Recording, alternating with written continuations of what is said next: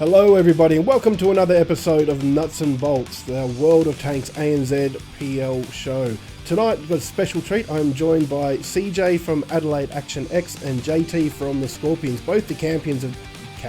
when my tongue starts working again, both the captains of their respective sides. What are your predictions for the teams in the finals? You want to go first with this one, JT? Okay, sure. Well, honestly, considering how far we are into the season, I find it pretty hard that Action X won't be in the top 4, just because they've already got 2 wins. So, 2 wins out of 7 games. I mean, we still have 4, anything could happen, but feels like it would be pretty catastrophic if somehow CJ managed to throw that and they didn't end up top 4. But I'd be lying if I said that I didn't think the other 3 teams would be us, Matildas, and Sentinels. I mean, they're like the most veteran rosters for sure, with the most experienced callers, and all 3, us, Sentinels, and Matildas have had pretty slow starts. It seems like. So, just going by past experiences, yeah, I definitely think that it should be us, Matildas, Sentinels, and Action X being in top 4 at the end of the season for sure. I actually agree with that top 4. The only thing I would probably say is Matildas and Conquerors could possibly switch, depending on how well Conquerors can pull off their next few games.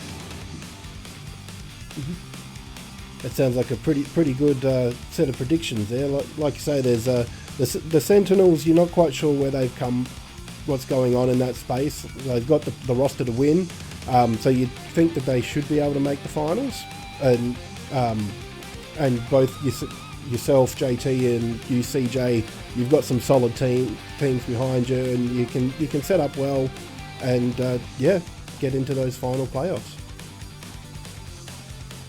I do have a quick question that wasn't in our list, but do you think there's any team that's going to get a 4-0 win? I definitely think there will be 4-0s by the end of the season for sure. Agreed. I mean, I also think they'll go 4-0 soon.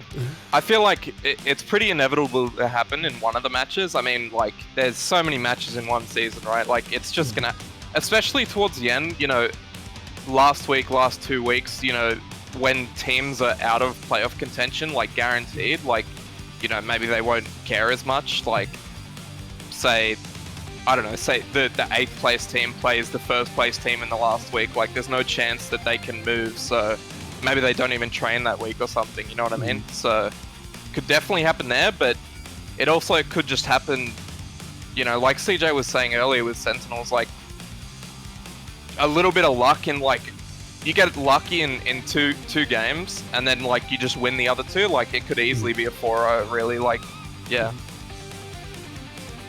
Yeah, that's good. Yeah, no, I do actually... the pessimist in me does want to see a 4-0, but I am liking that the competition is this even, and that we can... and as a Panthers fan, I can still hold on to that hope that maybe they'll get a win or 2 in there and jump up and be able to play finals, but... it'd be really nice if that happens, but I'm not counting my chickens on that one, just because it is so tight.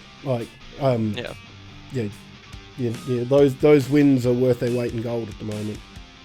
I think Panthers got a little bit, I guess you could say unlucky, but I feel like their roster was the one that hurt the most going into Season 2, losing, it was Silent and Ice. They're just 2 super good players, super contributors to that team. So yeah, they kind of got the short end of the stick, just like Matildas did in Season 1. And I'm still going to hold on to when the Lightning Man disconnect. That was painful. that was poor I don't know. bugger. That game wasn't looking too good even before the disconnect. So yeah, but I can blame something now. Yeah, for sure. That's it. For sure. If he didn't disconnect, what might have happened? You never know. That's it. Could have been a win. But yeah, thank you so much for joining me tonight, fellas. I very much appreciate it. Hope you both have a good round next week, and that you have a win. I'm enjoying seeing it so far, and hopefully we'll see you all come finals time. Yeah, that'd be sick. Yeah, should be good. Catch us, fellas. All right, see ya. Thank you very much.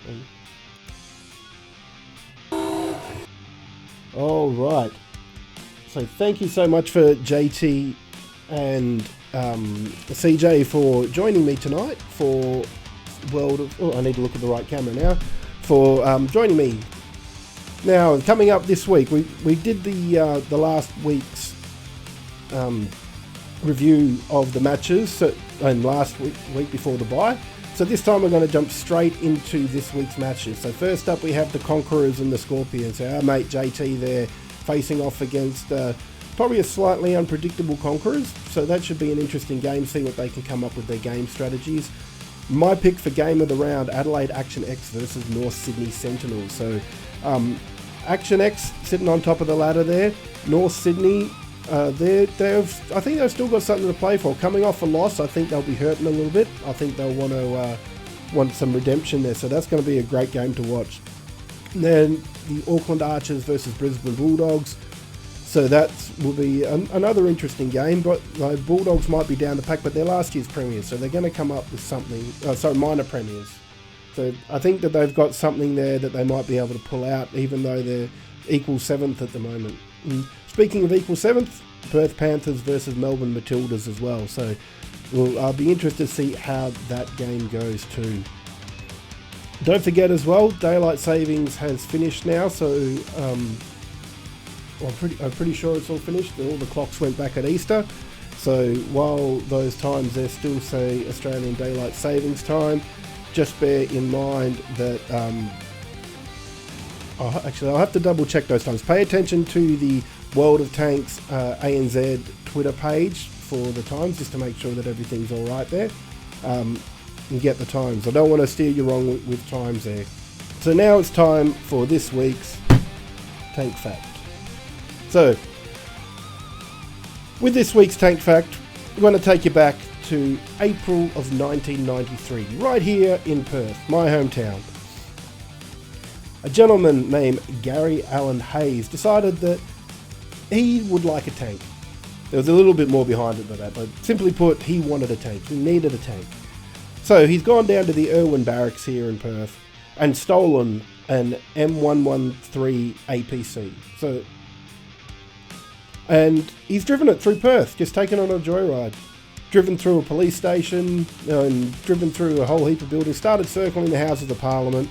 Luckily he didn't get to shoot at anything, because even back then they were keeping the ammunition separate from where the tank was being stored, so we didn't have to worry about that. Eventually Special Forces got the drop on him, quite literally, because for all that he knew how to drive the tank, he did not know how to seal the top hatch. So the Special Forces have gotten some tear gas in through the hatch, forced him out, and then arrested him. He later spent some time in prison, and also in Greylands, which is the hospital here for mental health as well. So that is this week's Tank Fact. Thank you so much for watching tonight, people. Very much appreciated. Thank you to JT and to CJ for dropping in. Don't forget, round 4 of the ANZ Premier League this Friday night on twitch.tv/World of Tanks ANZ. And I apologise for any mistakes that I've run throughout this night. I've been fighting off a cold, so hope that everybody's gotten some great information out of that. It was great to talk to CJ and JT, and we will see you all next week for another episode of World of Tanks.